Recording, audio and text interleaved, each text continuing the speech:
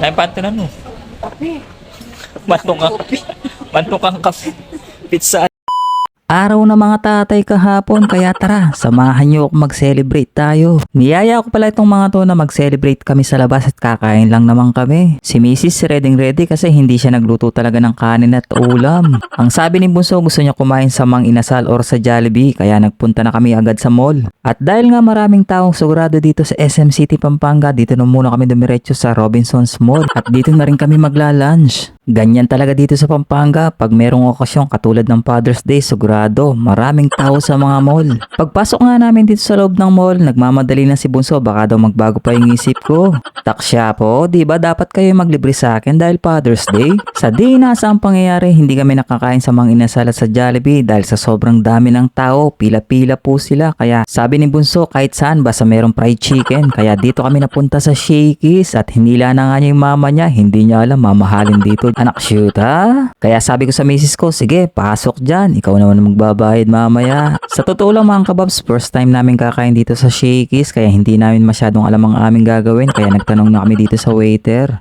Siyempre, pinauna ko munang umupo yung ating manager kasi siya magbabayad mamaya dito. Lagot ka mamaya niyan. Pagkaupo ko nga dito, ako na yung pinapili nila ng kakainin nila. Siyempre, alam na alam ko naman, fried chicken naman ang tatanong nila sa akin. Kaya yun ang in-order ko sa mga bata, yung 2 pieces chicken na yan. Tapos yung sa amin ni Mrs. itong chicken buns of lunch. Tawa nga ng tawa si Mrs. sa akin, ba't daw hindi ako nag-rice? Milagro daw hindi ako nag-rice, baka daw mahimatay ako mamaya pag hindi ako nag-rice talaga. At habang binibigyan nga kami ng pork at saka bread knife dito, si Bunso tawa ng tawa. Hindi daw siya marunong gumamit ng ganyan kaya magkakamay lang talaga siya. Dito guys, alas 12 ng tanghali kami nag-order kaya itong mga to relax na relax pa at nagpipicturan pa nga kami at naglolokohan habang iniintay namin yung order namin. Uy, naipanto na no. Mantong ang kape. Pizza na rin. Kape.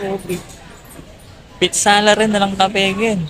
At dito na nga nagsimula yung pagkainip ng mga bata dahil 30 minutes na wala pang siniserve sa amin. Kahit tubig, baso nga lang yung binigay sa amin dito, 30 minutes, baso lang ang binigay. Ang nakakatawa pa dito, yung order namin ni Mrs. ang nauna pang binigay. Diyos ko po, yung mga bata gutom na kaya kinuha na yung mga pagkain namin. Kaya nga ako, hindi ko masyadong ginagalaw yung pagkain ko kasi ayaw kong kumain na hindi pa kumakain talaga yung mga bata. Kailangan sabay-sabay talaga kami. Nagtataka nga ako ba't hindi pa binibigay yung order ng mga anak ko, 2 pieces chicken lang naman at rice. Tapos nakikita namin kung makapag-serve sila sa mga ibang table. Ang dami mga chicken at mga rice ang binibigay sa kanila. Kahit itong si Mrs. nagutom na rin sa kakahintay sa 2 order ng aming anak. Hanggang ngayon wala pa naman. Eto na nga yung in-order ko, hanggang ngayon di ko pa masyadong ginagalaw kasi hindi pa nga dumarating yung order ng mga anak ko. Mas okay pa sana kung naunang binigay yung sa mga anak namin kahit huli na yung sa amin, di ba? Kaso nga lang wala, baliktad ang nangyari. At dahil nga mag-isang oras na wala pa rin yung order ng mga anak ko, tignan nyo naman ang lungkot nila at nagugutom na. Nagpunta na talaga ako sa counter nila at nagreklamo. Sa totoo lang mga kababs, hindi lang talaga ako nagrereklamo dito. Marami kami nagrereklamo. Yung mga kanin nila wala pa, yung mga ibang manok wala pa. Hindi namin alam kung bakit hindi sila ready. At pagkalipas nga ng isang oras, dumating din ang order ng mga anak ko. Ay rugo, nakakain din ng mga chikiting ko.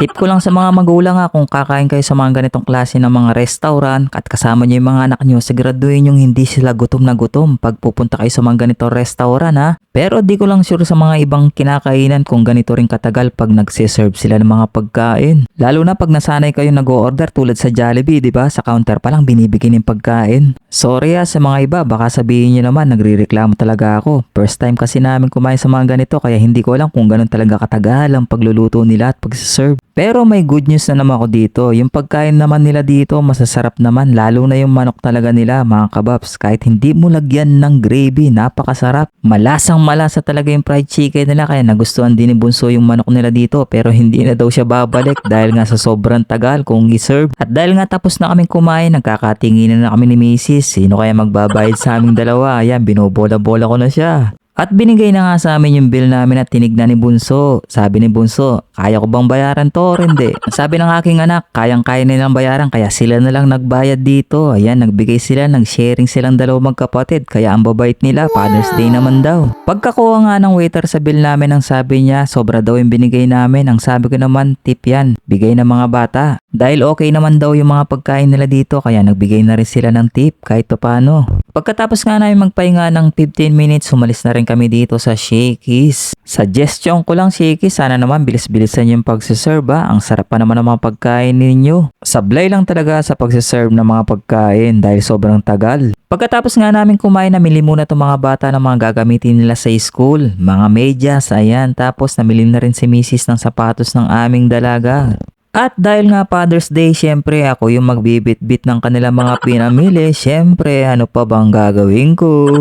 Buti na lang at nakita ko yung idol kong si vlogger na si Mengay Vlog. Ayan siya, napakalit lang pala ni Mengay. Hanggang pusod ko lang ata si Mengay oh.